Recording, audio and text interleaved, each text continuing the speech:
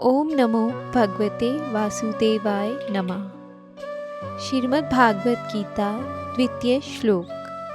संजय बोले, उस समय राजा दुर्योधन ने व्यूह रचना युक्त पांडवों की सेना को देखा और द्रोणाचार्य के पास जाकर ये वचन कहा। व्याख्या।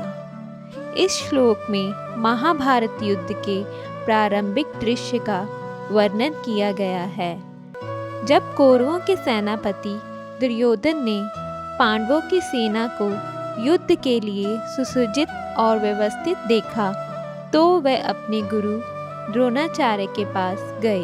दुर्योधन के इस कार्य से उनकी मानसिक स्थिति और भावनाओं का पता चलता है। वह पांडवों की सेना को देखकर चिंतित और थोड़ा भयभीत था, क्योंकि उसे समझ आ रहा था कि ये युद्ध इतना आसान नहीं होगा।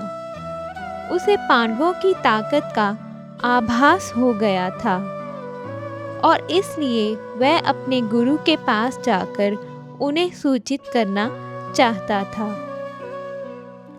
दुर्योधन की इस मनोस्थिति से हमें ये समझ में आता है कि युद्ध के प्रारंभ में ही उसे अपनी सेना की शक्ति और पांडवों की शक्ति का आकलन करने की आवश्यकता महसूस हो रही थी। ये घटना दुर्योधन की चिंता, उसके अहंकार और उसकी राजसी प्रतिष्ठा के प्रति उसके लगाव को भी दर्शाती है।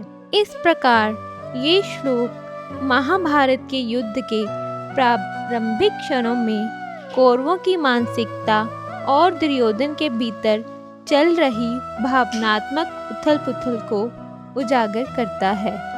राधे राधे।